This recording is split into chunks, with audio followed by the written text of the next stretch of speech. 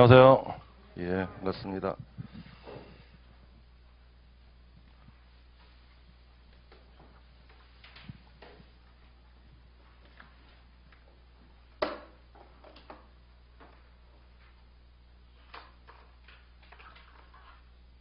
새해 인사부터 하죠. 금년에는 여러분들 모두가 소기의 목표들 다 달성하시고요.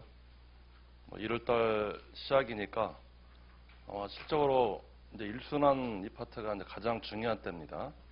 그래서 예비순환까지 자기 취약 과목들이 있는 분들은 빨리 1순환 때 이제 따로 잡으셔야 돼요. 그래서 대부분 시험 공부들은 1순환에 의해 가지고 이제 사주거든요. 제 경험 때도 그랬었어요. 1순환 끝나고 한 6월달 정도 되면은 사법고시가 이제 치러질 거예요, 2차가. 그래서 6월달에 사법고시 문제 보고 그 문제를 여러분들이 풀 수 있으면은 합격입니다.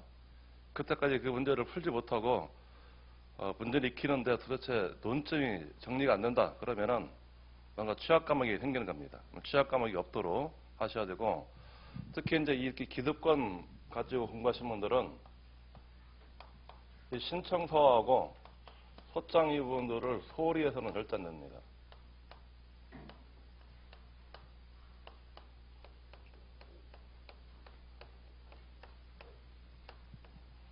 여기서 항상 25점 이상씩 25점 정도, 신청서 25점, 소장도 25점 그 정도 나와줘야 우리가 우리 말하는 자동차 재득권인데 기득권자들이 무난하게 합격합니다. 잘 볼까요? 형법 공부 많이 하죠. 형법 50점짜리에 불과합니다. 그렇죠? 그럼 소장, 신청서 학생 서류 저건 30점짜리 애들입니다. 이거를 30점짜리 배점이 있는 것들을 25점까지 끌어올려야만이 나중에 다른 과목에서 브리타로 해가지고 헤매더라도 그 점수를 여러분들이 완유할 수가 있어요. 신청서 부분들은 첨부 서류 파트들을 꼼꼼하게 잘 챙겨주셔야 됩니다. 그리고 등기 신청서 보시면은 배점될 부분들이 별로 없어요. 앞에 있는 신청서에는 부동산 표시하고 등기 권리자, 등기 의무자, 등기 목적과 그 연월일 이런 거 쓰는 것들은 그렇게 큰 배점이 주어지지 않습니다. 앞에 그리고 신청서 작성하는 부분에서 한 15점 정도 배점이 이루어지면은 첨부 서류에서 한 15점 정도가 배점이 이루어질 거로 봅니다. 그래야 등기 신청의 경우는 첨부 서류 파트들을 여러분들이 꼼꼼하게 늘 챙기셔야 됩니다. 그래야 여기에서도 25점까지 나올 수가 있고요. 소장의 경우에는 일단 기본적으로 기본 양식에 맞춰가지고 그렇게 논점에 빠지지 않고 빼뜨리지 않고 잘 썼다, 충실하게 썼다 그러면은 거의 다 22점에서 25점 그 정도까지 나옵니다. 우리 이제 기득권자들이 실수하기, 범하기 뒷부분들이 이 소장 부분이 이제 민사소송법하고 같이 시험이 치러지는데 거의 이제 기득권자들은 소송법 문제가 불이타는 거의 없습니다. 쓸만한 문제들이 나온다는 게입니다. 소장 민사소송법에서 이게 7점짜리 부분들인데 물론 이제 50점짜리, 20점짜리 그렇게 분설내고 나갈 겁니다. 여기에서 시간을 너무 많이 투자해가지고 소장 작성을 거의 마무리하지 못하고 도중에 그냥 청구 원인 정도로 쓰다가 시간 부족해가지고 답안 제출한 경우가 흔합니다. 그런 경우에는 결국 한 15점 정도, 20점, 15점 정도밖에 못 맞고 오는 겁니다. 여기 15점, 여기 10점 부분들인데 이 10점이라는 거는 2차 기득권자에게는 정말로 이 피와 같은 점수들이에요. 여러분들이 2차 시험 자기 점수 한번 확인 좀 해보실 동차 때 거기서 10점 차이, 즉 총점 1점으로 해가지고 떨어진 사람은 굉장히 많습니다. 총점 10점이면은 아마 거기에 못돼도 몇십 명씩 걸려 있을 거예요. 그래서 1점이라는 거, 총점 1점에 그 1점의 가치를 이제 기득권자들은 그때부터 깨닫기 시작하게 됩니다. 그래야 자기가 장부생으로 가지 않고 쉽게 이 시험에서 빠져나갈 수가 있어요. 소장 부분들은 이 책은 작년 나온 책인데요. 작년 2015년도에 변경된 중요한 부분들이 몇 가지가 있습니다. 첫 번째, 10월 1일부터 소적법상이자 이 부분들이 연 20%에서 연 15% 하향 조정이 이루어집니다. 그래서 교재에 있는 모든 청구 취지나 이런 것들 거기에서 종전에 있는 연 20% 부분들을 연 15%로 교재가 좀 바꿔져 있을 거예요. 그 부분하고 또 한 가지 우리가 중첩 부분에 관한 표시에서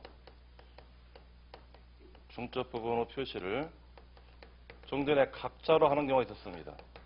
각자라는 표현을 쓰는 경우는 세 가지가 있는데요. 불가분체무라든지 또는 부진정 임대체무라든지 또는 1인이 전부 책임을 지는 경우 이런 세 가지 경우에는 중첩관계 표시를 종전에는 각자라는 용어를 써가지고 표시했습니다. 이 부분도 바꿔지게 됐어요. 각자를 공동하여라는 표현으로 바꿉니다. 이 각자를 공동하여로 바뀐 이유는 이 각자하고 각이라는 용어가 서로 비슷한 것처럼 오인될 염려가 있다는 겁니다.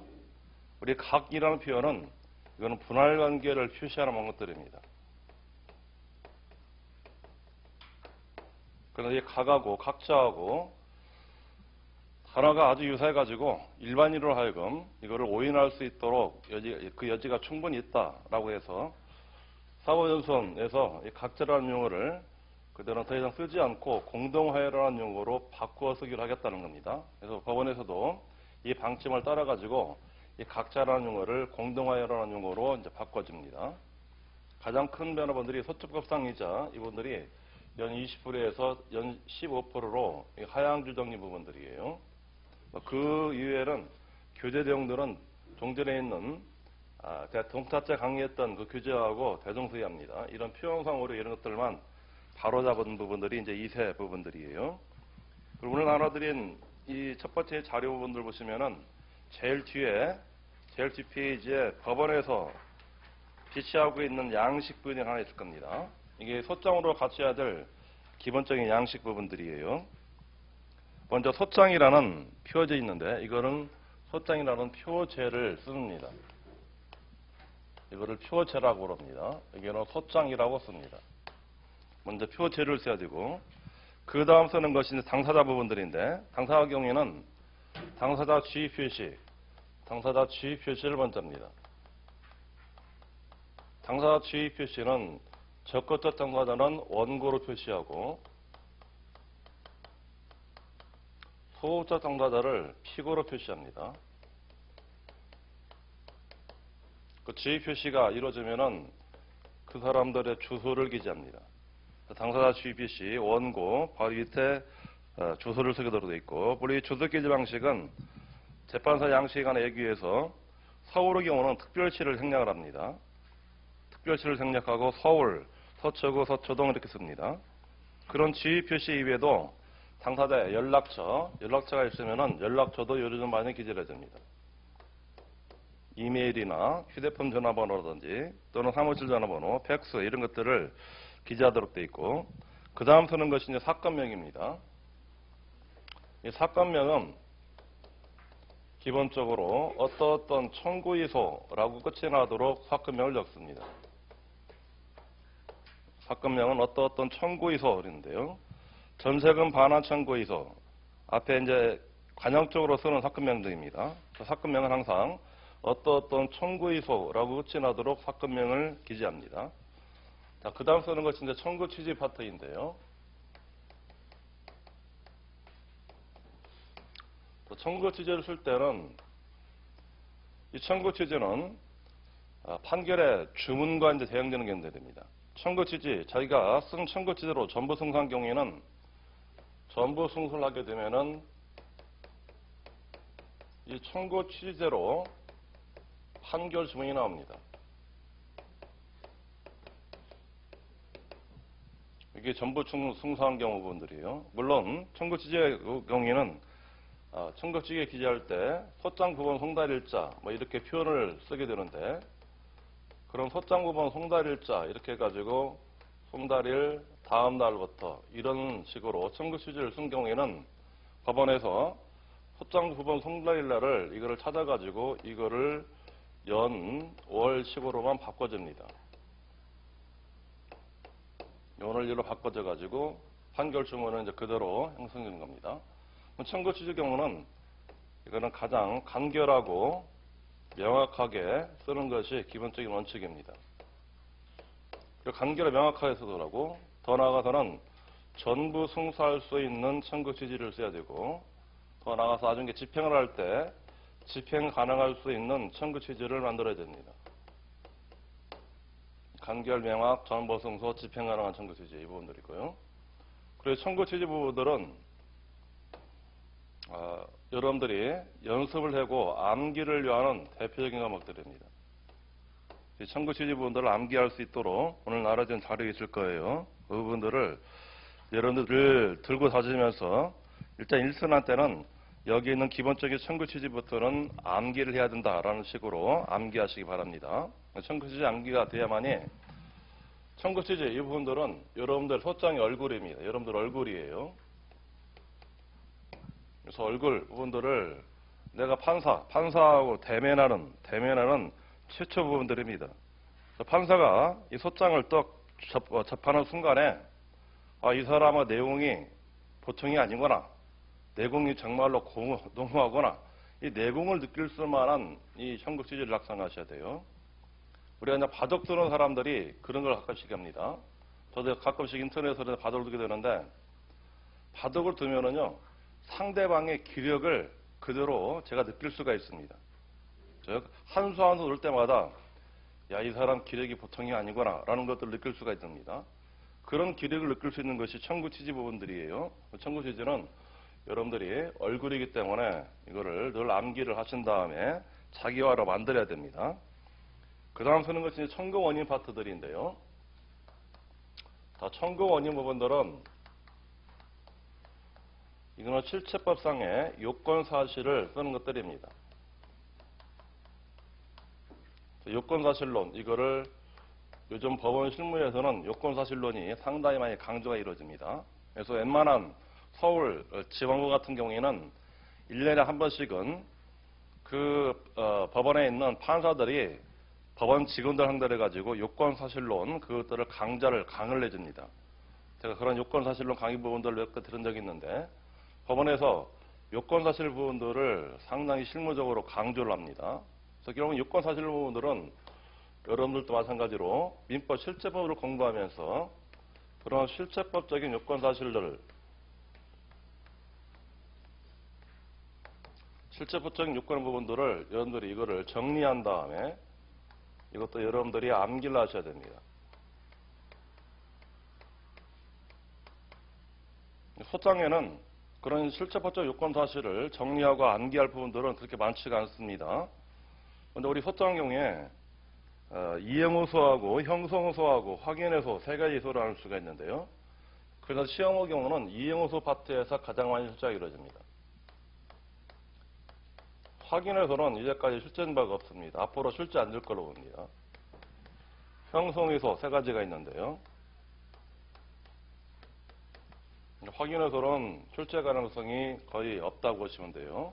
이행호소 경우는 그 종류에 따라 가지고 금전 지급을 구하는 청구가 있고,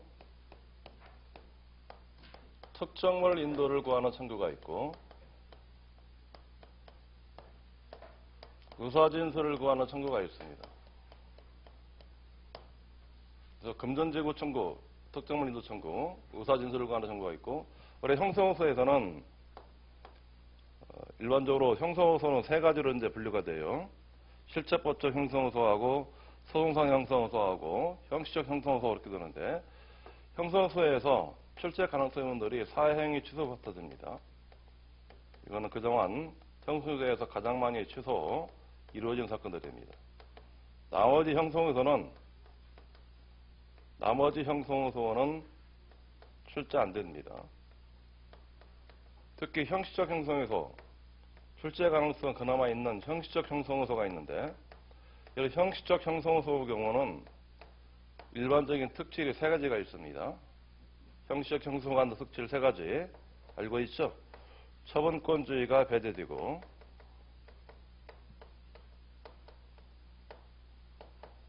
그리고 청구 기각 판결을 하지 못하고 또 불이익 변경금지 원칙 이런 것들이 적용이 배제된 것들입니다.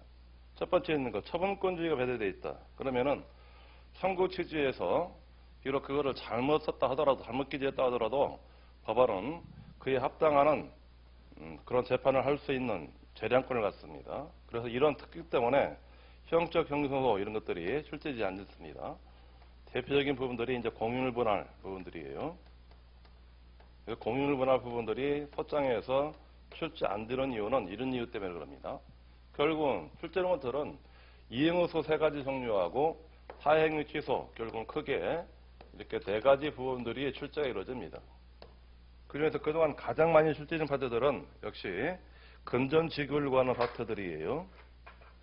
금전지급을 구하는 파트들이 가장 많이 출제가 이루어졌고 그 다음 부분들이 이제 사행위 취소나 의사진술을 구하는 부분들입니다.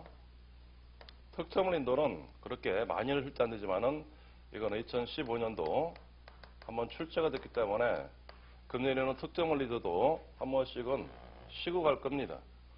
결국 금년에는 셋 중에 하나 부분들이에요. 금전지급을 구하는 것, 아니면 의사진술을 구하는 것, 또는 사행위 취소를 구하는 것, 셋 중에 하나만 해서 취소될 가능성이 가장 높습니다. 그럼 사행위 취소 부분들은 전형적인 요건 사실이 3가지가 있습니다. 다 알고 있을 거예요. 피보전 채권이 있을 것, 사회행위가 있을 것, 사회의사가 있을 것. 그럼 이 부분들은 나머지 금전지급 부분하고 의사진술을 구하는 부분들인데 이 의사진술을 구하는 경우에는 그 종류에 따라 가지고 소유권에 관한 이전 등기를 구하는 사건이라든지 어떤 등기의 말소 사건 둘 중에 하나입니다. 어떤 소유권에 관한 이전 등기 사건이면은 그 종류에 따라 가지고 매매나 또는 취득 시효 이런 분들이 나올 겁니다. 그럼 말소 경우에는 마찬가지로 등기 원인의 무효 사유로 해가지고 출제를 겁니다. 그리고 이전 등기 사건의 경우는 취득 시효 부분들을 제외하고는 요건 사실을 별로 정리할 게 없습니다. 그리고 요건 사실 정리할 부분들은 금전지급 청구하는 사건들이에요. 이 부분은 특정물 인도는 민법에 관련 부분이기 때문에 물론 소장에서 출제는 안 되도 하더라도 위법에 관한 문제이기 때문에 그 부분들은 따로 아마 요건사실 부분들은 정리를 할 겁니다. 정리할 부분들 금전지급 청구하는 사건과 의사진술을 관해서 취득시효 사건들과 그다음에 특정물 인도 사건에서는 임대차와 그다음에 전세권에 관한 문제라든지 또는 매수청구권이 인정되지 않은 경우에 토지 인도하고 건물 철거를 구하는 경우 이런 사토를 해가지고 실제파트 요건 사실들을 정리하셔야 됩니다. 이 부분들이 배점이 가장 큽니다. 배점이 가장 많은 부분들이에요. 많게는 15점까지가 배점이 이루어질 겁니다. 최소한도로 12점까지가 이쪽으로 배점이 이루어져요. 그래서 청구 원인을 잘 쓰는 분들이 지금 소장에서는 고득점 하게 되는 겁니다. 청구 원인이 끝하면은 그 다음에 입증 방법을 쓰도록 되어 있고요. 그 입증 방법에서 서증을 제출할 때 서증 표시를 하게 되는데 이 서증 표시들은 원고 제출 서증은 갑으로 표시하고 피고 제출 서증은 을로 표시하고 제3자가 즉 독립당사 3가인이 제출한 서증은 병으로 표시합니다. 우리는 피고가 제기하는 반소 제기 부분들은 역시 출제되지 않습니다. 결국은 서증을 표시할 때는 항상 관행적으로 그냥 갑제 1호증 이렇게 쓰시면 돼요. 거기 갑 표시 위에도 을과 병 표시가 있는데 을의 경우에는 그 피고가 제출한 서증을 말합니다. 피고가 서증을 제출한 경우는 반소를 제기하는 경우에요. 반소 제기 시에 서증을 줄 겁니다. 그 다음 첨부서류, 그 다음에 첨부서류가 됩니다. 이 첨부서류에는 그런 소장에 대해서 소장 위에 다른 서류를 첨부하는 경우에 써놓고 있는데 그런 첨부서류와 관련해서는 몇 가지 꼭 정리를 하실 부분들이 있습니다. 기본적으로 가장 부분들이 첨부서류 중에서 소장 9번이 빠지지 않아야 됩니다. 소장 9번은 피고 수에 따른 소장 9번을 첨부합니다. 피고 수에 따른 소장 9번을 첨부하고요. 그 다음 부분들이 인지를 현금으로 납부한 경우에는 인지를 납부한 영수필